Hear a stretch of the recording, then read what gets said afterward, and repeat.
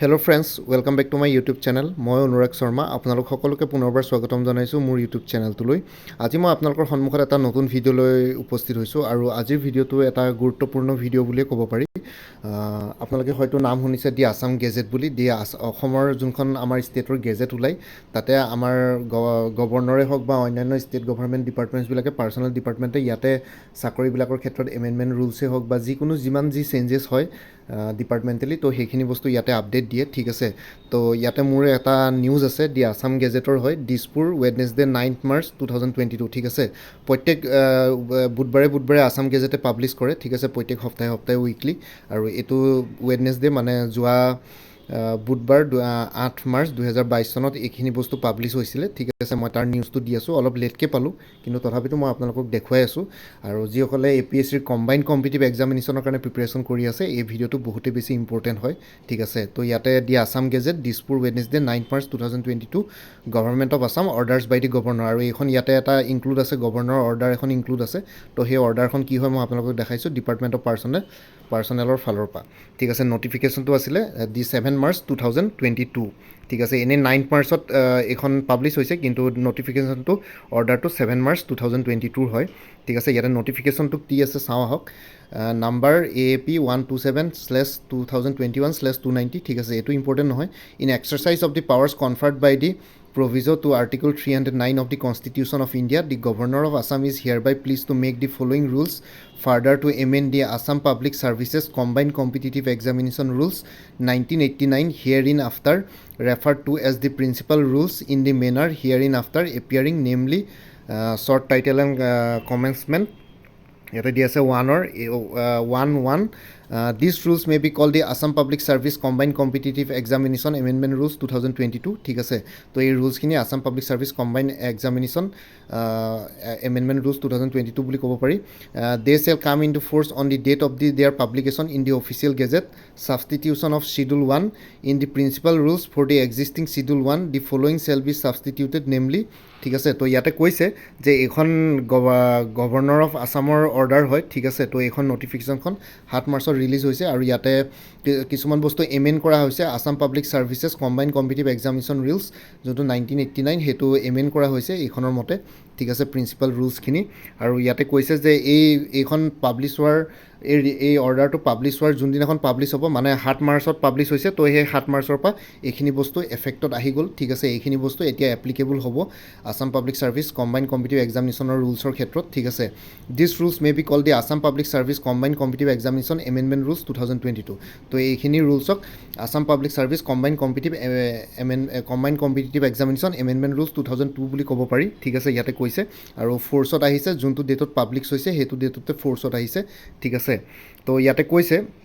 এটা schedule 1 rule 2G ঠিক আছে শিডিউল 1 মানে যোনখিনি ছাৰ্ভিচেছ কম্বাইণ্ড কম্পিটিটিভ এক্সামিনেশ্যনৰ আণ্ডাৰত আহে ঠিক আছে ইয়াতে মই এটা কথা কৈ দিছোঁ APSC যোনটো কম্বাইণ্ড কম্পিটিটিভ এক্সামিনেশ্যনৰ থ্ৰুৱেদি যোনখিনি পোষ্টৰ কাৰণে ৰিক্ৰুটমেণ্ট কৰে সেইখিনি পোষ্ট অকল class 1 and class 2 gazetted category পোষ্টে হয় ঠিক আছে ইয়াতে নন গেজেটেড কেটেগৰী পোষ্ট নাই ঠিক আছে আৰু ইয়াতে আৰু এটা কথা আপোনালোকে লক্ষ্য কৰিব যোনটো ৰিচাৰ্চ এছিষ্টেণ্ট এইবাৰ 27 মাৰ্চত পৰীক্ষা হ'বলগীয়া হৈ আছে আণ্ডাৰ প্লেনিং ছাৰ্ভিচেছ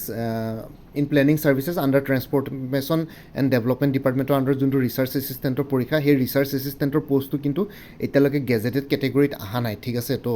আসাম গেজেটত এইখিনি পাব্লিছ নহয় যোনখিনি পোষ্ট আসাম গেজেটত আহে তো সেইখিনি গেজেটেড পোষ্ট তো সেইটো কাৰণে গেজেটেড বুলি কয় সেইখিনি পোষ্টক আৰু লগতে এতিয়ালৈকে research assistant in planning services under transformation and development ডিপাৰ্টমেণ্টৰ পোষ্টটো এতিয়ালৈকে গেজেটেড কেটেগৰীত অহা নাই কিন্তু আপোনালোকে যদি সেইটোৰ পে' বেণ্ডটো চাই বা পে' স্কেলটো আৰু গ্ৰেড পে'টো চাই তেতিয়াহ'লে আপোনালোকে দেখিব যে চেলটেক্স লেবাৰ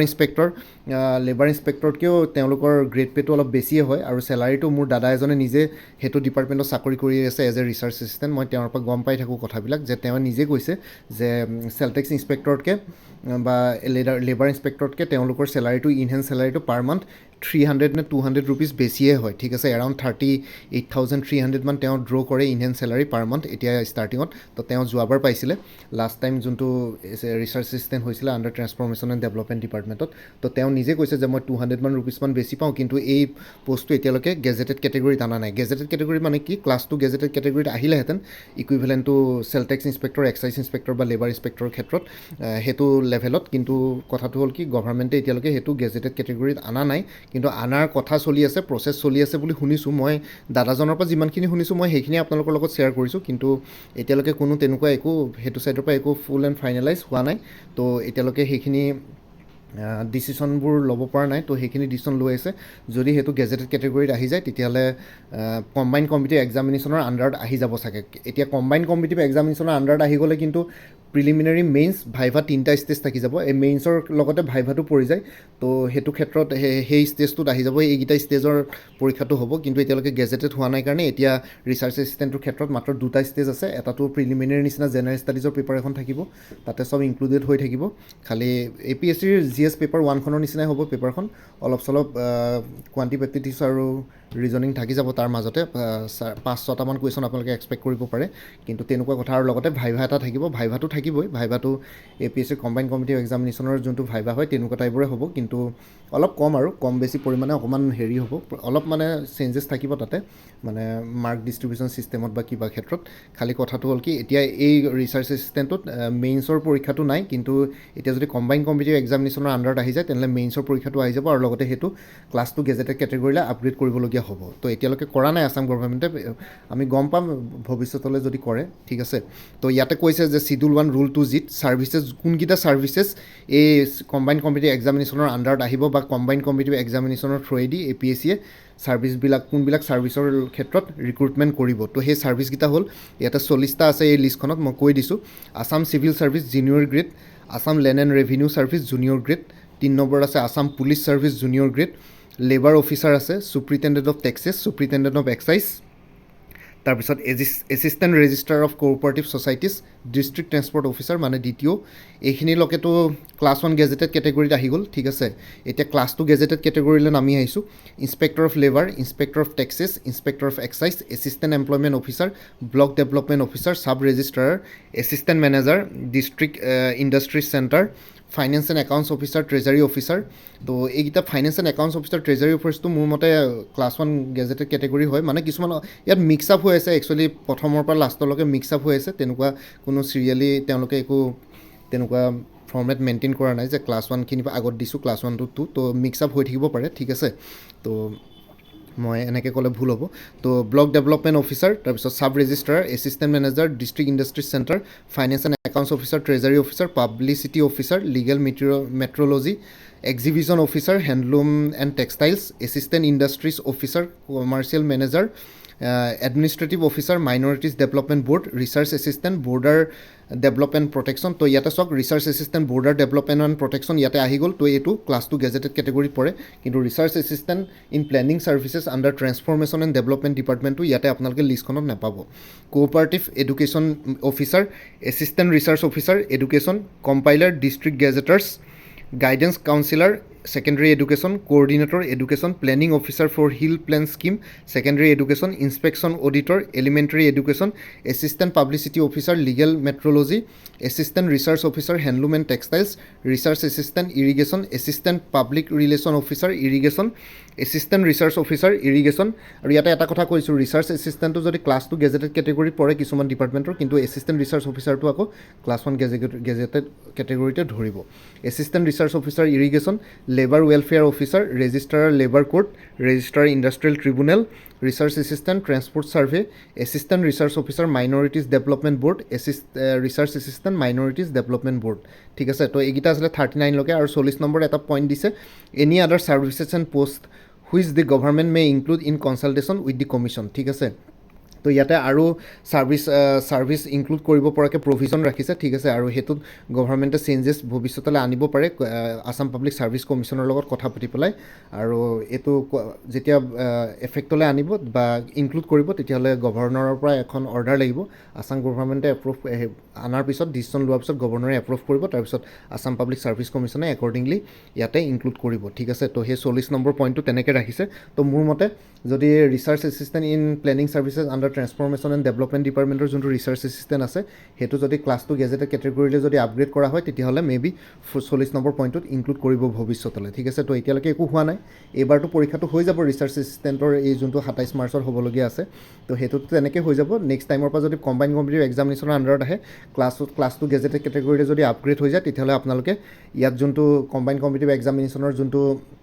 ৰুলছৰ মতে প্ৰিলিমিনাৰী মেইনছ ভাইভা সেইকেইটা ষ্টেজ গোটেইকেইটা ক্লিয়াৰ কৰিব লাগিব আৰু ইয়াতে মেইনছ হ'লে মানেতো গম পায় 2000 মাৰ্কছৰ পেপাৰ্ছ দিব লাগিব 8খন পেপাৰ তো সেইটো কেটেগৰীত আহি গ'লে অলপ টাফেই হৈ যাব এতিয়াতো অলপ ইজি হৈ আছে জাষ্ট আপোনালোকে জেনেৰেল ষ্টাডিজৰ পেপাৰ্ছ এখন দিব লাগে তাকো মাল্টিপল চইচ কুৱেশ্যনৰ আৰু লগতে ভাইভাটো তো মানে প্ৰচেছটো ইজি হৈ আছে কুৱেশ্যন ইজি বুলি কোৱা নাই তো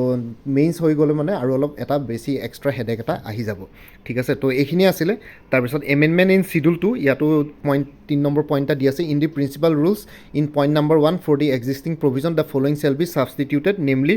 Schedule 2 Procedure for holding combined competitive examination under the Assam Public Services Combined Competitive Examination Rules 1989. The Assam Public Service Commission shall hold combined examination in 2 stages, namely preliminary examination and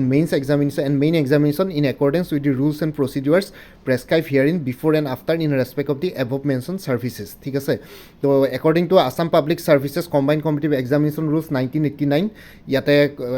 হেৰি ৰিক্ৰুটমেণ্টত দুটা ষ্টেজত হয় preliminary examination আৰু main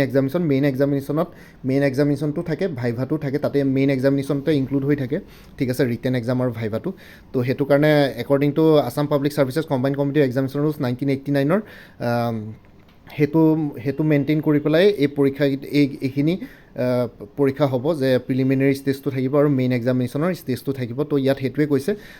in respect of the above mention services মানে সেই 40টা service যোনকেইটা above mention আছিলে তো সেইকেইটা ছাৰ্ভিচৰ ক্ষেত্ৰতে এইখিনি এপ্লিকেবল হ'ব বুলি ইয়াতে জনাইছে ঠিক আছে ফ্ৰেণ্ডছ তো এইটোৱে আছিলে তো আপোনালোকে মই যিমান পাৰোঁ সহজ ভাষাত বুজাবলৈ চেষ্টা কৰিলোঁ তো আপোনালোকে যদি কিবা কাৰণত যদি কিবা পইণ্ট যদি বুজি পোৱা নাই বা মোৰ যদি কিবা বুজাওঁতে যদি ভুল হ'ল ক্ষমা কৰি দিব আৰু লগতে কিবা যদি বুজি পোৱা নাই তেতিয়াহ'লে কমেণ্ট ছেকশ্যনত মোক সুধিব মই নিশ্চয় আপোনালোকৰ যোনখিনি বুজি পোৱা নাই সেইখিনি ক্লেৰিফিকেশ্যন দিবলৈ চেষ্টা কৰিম ঠিক আছে ফ্ৰেণ্ডছ তো ভিডিঅ'টো ইমানেই থাকিলে এইটো ভিডিঅ' বনাবলৈ মোৰ চেনেলৰ বহুতকেইজন ছাবস্ক্ৰাইবাৰ্ছে ভিউৱাৰ্ছে মোক ৰিকুৱেষ্ট কৰিছিলে তো তেওঁলোকৰ ৰিকুৱেষ্টটো ৰাখি পেলাই মই বনালোঁ ঠিক আছে তো মোৰ ভিডিঅ'টো চাই যদি ভাল পালে মোৰ চেনেলটো ছাবস্ক্ৰাইব কৰি ল'ব লগতে আপোনালোকৰ যিমানখিনি ফেমিলি ফ্ৰেণ্ডছ ৰিলেটিভছ আৰু চিনাকি এক্সপিৰিয়েঞ্চ আছে তেওঁলোকৰ লগত মোৰ চেনেলটো শ্বেয়াৰ কৰিব লগতে কমেণ্ট ছেকশ্যনত জনাব কিবা যদি কুৱেশ্যনছ থাকে ডাউট থাকে মই নিশ্চয় আপোনালোকৰ কুৱেশ্যনছ আৰু ডাউটছবিলাকৰ ৰিপ্লাই দিবলৈ চেষ্টা কৰিম ঠিক আছে ফ্ৰেণ্ডছ তো ভালকৈ প্ৰিপেৰেশ্যন কৰি থাকক লাহে লাহে এতিয়া প্ৰচেছবোৰ অলপ টান হৈ আহিছে বেছি ছাৰ্ভিচেছ যোনবিলাক ছাৰ্ভিচেছ আগতে চিম্পুল এটা মাল্টিপল চইচ কুৱেশ্যনৰ এক্সামিনেশ্যনৰ থ্ৰুৱেদি ৰিক্ৰুট হৈছিলে বা জাষ্ট সেইটো আৰু মানে ৰিটেন এক্সামৰ ভাইভা আছিলে এতিয়া ইয়াতে আহি গ'লে মানে মেইনছটো থাকি যাব তো সেইটো কাৰণে আপোনালোকে ৱেল প্ৰিপেয়াৰ্ড হৈ থকাটো বহুতেই বেছি ইম্পৰ্টেণ্ট তো সেইটো কাৰণে ভালকৈ প্ৰিপেৰেশ্যন কৰি থাকক সকলোকে অল দি বেষ্ট থাকিলে যিসকলে কম্পিটিটিভ এক্সামিনেশ্যনৰ কাৰণে প্ৰিপেৰেশ্যন কৰি আছে specially APSC combined competitive examination ঠিক আছে